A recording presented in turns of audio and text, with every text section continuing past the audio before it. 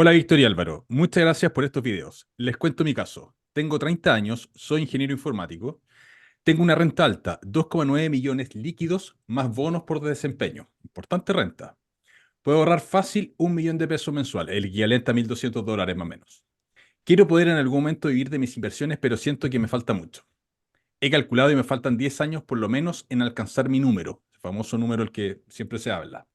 Mis Mm. inversiones están en fase Charquicán. La fase Charquicán es la fase en la cual hay de todo tipo de inversiones dentro de un portafolio y que no necesariamente apuntan a una misma estrategia. Tengo 53 millones de pesos ahorrados, algo así como $60.000, en distintas cosas. Estoy pagando el pie de un departamento también que entregan en el año 2024. Y me tiene un tanto nervioso por el efecto que hay con la tasa de interés. Entiendo que hay distintas estrategias de inversión. Quiero empezar a tener una estrategia de inversión bien definida y poder tener mayor conocimiento sobre esa. Estoy averiguando sobre todos los tipos de estrategias. Sé que a ustedes dos les gustan mucho los dividendos. ¿Me pueden comentar las ventajas y desventajas que esta estrategia tiene? ¿Cómo está mi gran amigo? Hola, pero bien, bien. Oye, interesante el caso que tenemos aquí. Muy Estas cosas que interesante. comentar. Muy interesante. Sí, bueno, buena renta, 30 años, joven, tiene la cosa clara, tiene ya un capital ahorrado, 53 millones de pesos, o sea, esta persona no empezó hoy día, empezó hace un tiempo a ahorrar y está Correcto. en esa fase, donde lo clásico es tener un poquito en el S&P 500, algo de criptomoneda, pie de la propiedad, seguramente tiene un par de acciones de Yendera, seguramente tiene algunas acciones en Estados Unidos, lo clásico de tener las acciones de crecimiento que tanto se habla y están muchas veces de moda, Tesla, Nvidia y cosas por el estilo, que son las que fueron creciendo más, y las clásicas de siempre, Apple, Microsoft, que son las clásicas, podríamos decir. Eso es como el típico portafolio charquicán. Charquicán. Sí, Sí, seguramente un ETF, el QQQ, que es el que está indexado al Nasdaq, que son las 100 empresas dentro del mercado tecnológico más grandes, y eso pudiese ser ahí, depósito a plazo seguramente tiene también, claro. y de todo un poco. Muy Sí. interesante. ¿Qué le podemos decir a esta persona sobre la estrategia de inversión en acciones dividenderas? Y además de que le faltan 10 años para alcanzar ese número. Primero hablemos del número. ¿Qué pasa Eso, con yo ese creo que número? eso me gustaría partir por ahí, por el famoso número.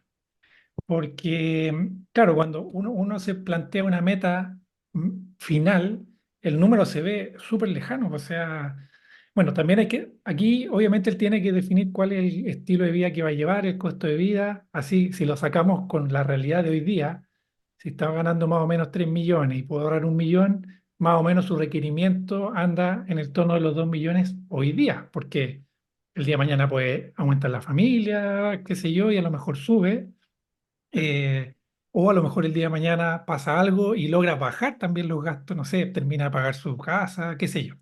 Entonces, partamos con la base de esos 2 millones, son más o menos 24 millones al año, eso más o menos, así sacando un 8% de retorno, son unos 300 millones. Entonces, si nos A ver, fijamos una meta así de grande, claro que se ve difícil.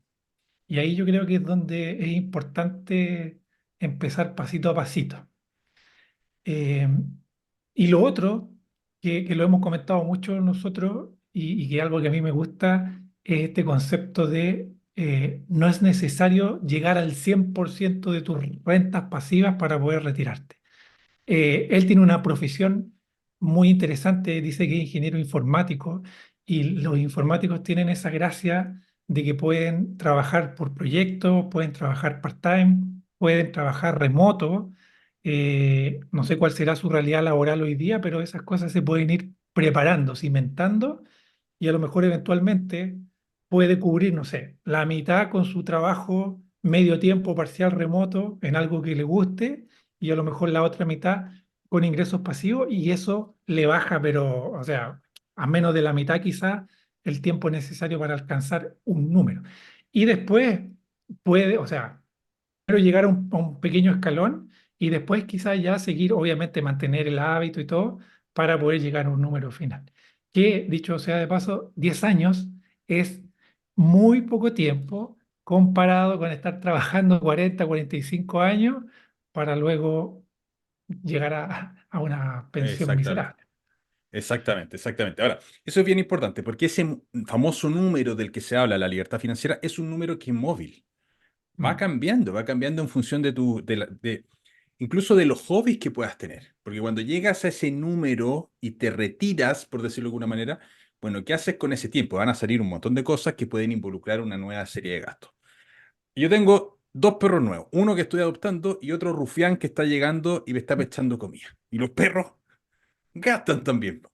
Entonces, claro. todos esos números, cuando uno está tan justo, te pueden ir cambiando porque van pasando cosas. Ahora, independiente de ese número que es móvil, y esto lo voy a hablar desde mi experiencia, porque yo también me puse una meta que era muy alta y me faltaba y me sentí mucho tiempo súper atascado. Yo avanzaba, iba haciendo inversiones, veía el Excel cómo los números iban subiendo, pero lo que me pasaba era que avances grandes, dado que la meta era muy grande, pese a que un año tenía un avance importante en términos de ahorro y crecimiento del patrimonio, etcétera, todavía faltaba mucho la meta. Y eso me causaba, a mí personalmente, mucha ansiedad, frustración, ganas de tirar la toalla. Pero decía, esto es imposible. Yo lo conversaba con mi Mm, señora, decía, oye, ¿sabes qué?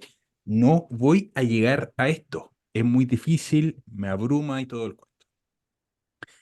¿Cómo lo fui resolviendo? Que no sé si es algo universal para todos, y ahí obviamente todos quienes estén viendo esto dejen sus comentarios qué opinan, pero yo lo fui resolviendo poniéndome metas cortas, poniéndome metas anuales. En el año quiero ahorrar esto. Y metas que yo pudiese controlar, porque una meta clásica es quiero a fin de año tener tanta cantidad de plata. Eso tú no lo puedes controlar porque los mercados suben, bajan. Si mm, invertiste en criptomonedas y quiero tener, no sé, puedo inventar $20.000 en criptomonedas, bueno, depende de ti, no. Entonces, yo me ponía las metas en las cosas que dependían de mí. Lo que yo quiero ahorrar es tanto, independiente de cuál sea el resultado patrimonial al final. Ponía las metas que me sirviesen a mí. Entonces, adquiría una sensación de control. Y por otra correcto. parte, lo he contado en otros videos, el proceso de gamificar las finanzas, jugar. Los juegos lo tienen súper resuelto. Debo confesar que con Víctor jugamos harto Magic Arena últimamente. Es un juego muy Mm, bueno, es el mejor. Pero y ese, como muchos otros juegos, tienen un sistema de recompensa que hace que las personas estén más motivadas jugando. Y yo establecí un sistema similar con mi finanza. mm. Era hacia un Excel donde decía ya, las metas tienen que ser tanto y me ponía premios. Incluso ahora con Víctor estamos haciendo otro juego, que es un juego, ¿lo podemos contar? Sí, claro. Ya, Interno. es un juego interno que es, ok, cada uno tiene que establecer ciertas metas personales que no necesariamente son económicas, y a fin de año, si es que no las hemos cumplido, le hago un regalo. Si yo no cumplí la mía, le hago un regalo a Víctor. Si Víctor no cumple la suya, me hace un regalo a mí. Es parte del jugar, porque dentro de eso hay ciertas metas de ingreso pasivo, por ejemplo. Entonces, si es que uno no cumple esas cosas, hay ciertos castigos, pero está todo, castigo entre comillas, regalo a Víctor nunca va a ser un castigo, pero está todo dentro de un contexto lúdico que empuja y te motiva a seguir avanzando hacia tus propios proyectos.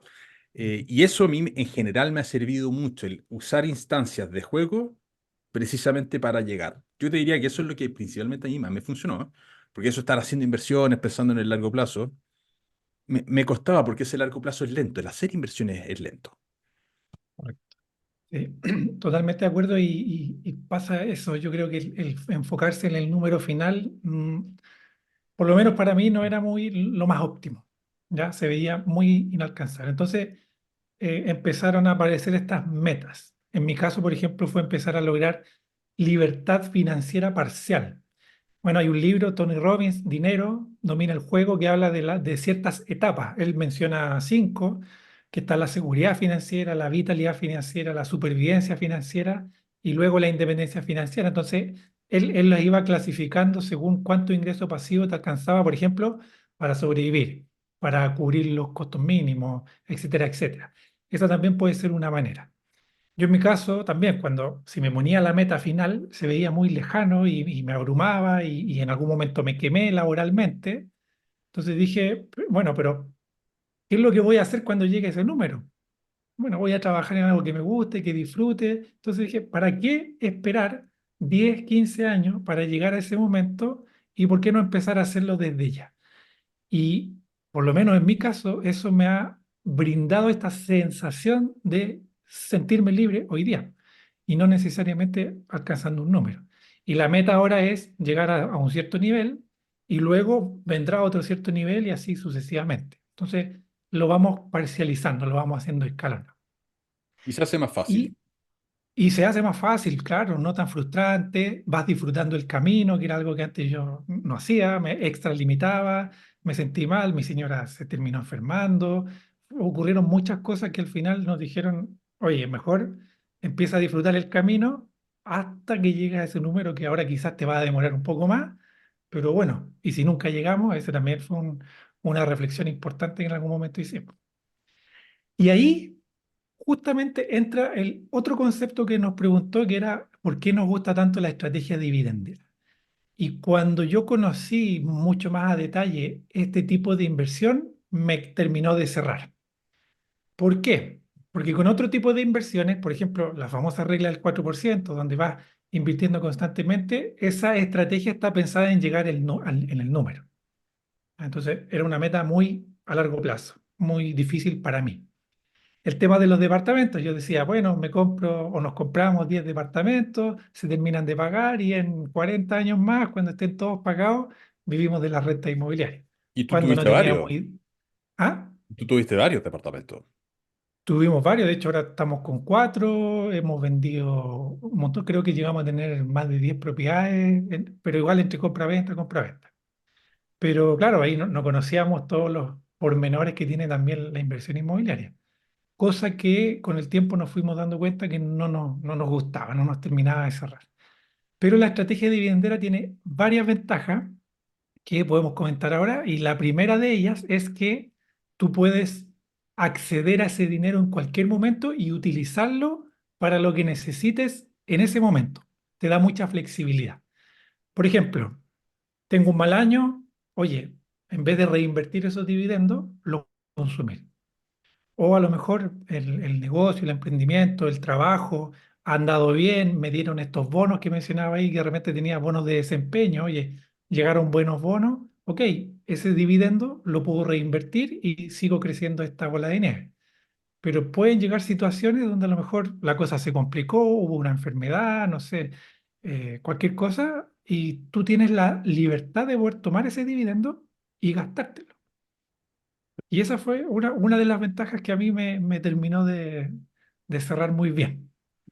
Fíjate que ahora, 27 de diciembre, Sheffield Renta va a pagar dividendos. 20 pesos por cuota. Y me van a llegar como 380 lucas, aproximadamente.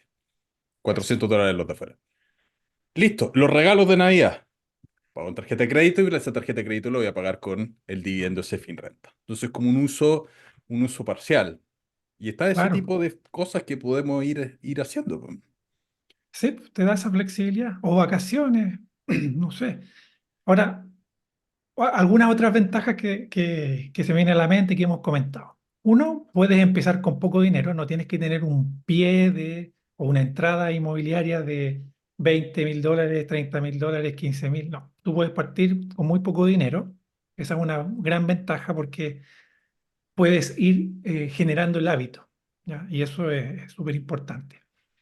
Eh, mm, Otra cosa que a mí también me cambió totalmente el foco es que cuando las acciones empiezan a bajar ya uno no se siente abrumado o nervioso. Eso es fundamental.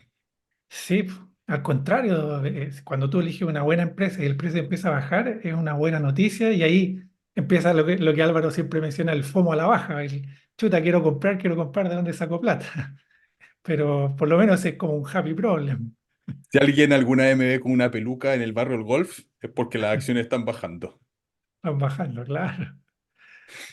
Claro. También recibe recompensas a corto plazo, o sea, cada cierto tiempo, al menos una vez al año, te van a ir entrando estos dividendos, te van a ir cayendo. Y ese gratificación que te da esa zanahoria que le llamamos nosotros, creo que es súper importante también porque sientes que vas avanzando. La otra vez en un grupo del curso que nosotros hacemos, me acuerdo que alguien comentó que la primera vez que le llegó el dividendo le llegaron 5 pesos. 5 pesos, eso Excelente. es ¿cuánto? Menos de un 0,1 céntimo, pero llegó. Y eso dijo que a él le cambió la vida. Dijo, esta cuestión es real, me llegó un dinero, no tuve que esperar mucho tiempo, estuve tranquilo y ahora ese dinero incluso lo pudo reinvertir, porque Hay acciones que cuestan 1 peso, 8 pesos, 10 pesos, más allá de la comisión. Pero imagínate, pues, o sea, esa zanahoria que te llega cada cierto tiempo va reforzando el hecho de que lo estás haciendo bien y eso te ayuda a mantener en el tiempo, en el largo plazo. Así que ahí hay una serie de ventajas que nosotros al menos hemos Hay otras, visto. hay otras que te quiero agregar, que Eso. es que no dependes, tu inversión no depende de que el mercado te encuentre la razón. Porque cuando tú compras una empresa, tipo, no sé, cualquiera y tú estás esperando que el precio suba, para que el precio suba, básicamente el mercado tiene que estar dispuesto a pagar más por esa empresa en el futuro de lo que está pagando hoy día. Correcto. Por eso es que cuando tú te enfocas en los dividendos, lo que te estás enfocando es en la generación de capital del negocio. O sea, si Mm, compramos una panadería, yo personalmente no compraría, bueno, me comería todo el pan, pero sería, mm, la quebraría. Pero si comprase una panadería y me mantienen fuera de la panadería a mí, yo estaría pensando de invertir en esa panadería, aparte de tener acceso al pan, por los flujos de caja del negocio, no porque quiera vender mi participación después más cara. mm, Entonces, es una visión en lo que Warren Buffett habla, la de la inversión con criterio empresarial. O sea, estamos invirtiendo por el retorno del negocio, no por el vender el negocio después más caro. Si lo podemos vender más caro después, maravilloso, pero el foco principal cuando tenemos una visión empresarial es, vamos a ser socios de un negocio que nos va a generar flujos de caja y seamos socios la mayor cantidad de tiempo posible de ese negocio. Entonces no correcto. dependemos del mercado, dependemos del flujo de caja del negocio. De hecho, hay otra ventaja que a mí me gusta mucho, que es el famoso apalancamiento, porque se tiende a pensar que el apalancamiento solamente aplica a los bienes raíces, pero ese es un tipo de apalancamiento, el apalancamiento financiero. Pero hay otros tipos de apalancamiento, como por ejemplo, cuando tú compras la acción de una empresa, te vuelves socio de esa compañía. Y tú te estás apalancando de la trayectoria que tiene ese negocio, marca que ha ido creando, de toda su base de clientes, de toda su estrategia de planificación de ventas, de todos los gerentes, de todo el equipo directivo. Eso ya está creado, está funcionando. No tienes que tú crear un nuevo banco o una nueva startup que pegue el pelotazo. Eso ellos ya lo hicieron. De hecho, la estrategia de dividendos, para que no hayan visto todavía los videos, las empresas tienen un ciclo que parten, ¿cierto?, el Valle de la Muerte, luego están en el crecimiento, luego ya se empiezan a consolidar y en algún momento ya el crecimiento no es tan explosivo y cuando uno invierte en empresas dividenderas ya está invirtiendo en esta zona. Por lo tanto, toda esa otra parte ya la superaron, que obviamente ya no estamos pensando en el crecimiento, en la valorización de la acción de la empresa, pero sí te estás apalancando de todo eso que la empresa ya tiene construido. ¿Ya? Entonces, esa es otra ventaja también que la encuentro interesante. O sea, la famosa estadística, oye, ¿cuántos negocios quiebran los primeros 5 años? Bueno, estos negocios ya no quebraron. Al contrario, están súper bien posicionados. Sí, pues. Hay otros factores. Hay cosas que de repente yo veo, que hay argumentos que dicen, oye, pero es que los dividendos se descuentan del valor de cotización. A ver, si eso fuese 100% cierto, las empresas, el precio de las acciones sería negativo, porque hay empresas que han repartido mucho más dividendos que el precio original de sus acciones. Entonces, ¿cómo es Claro. posible? Y tienen un valor de mercado que ha ido creciendo a lo largo del tiempo.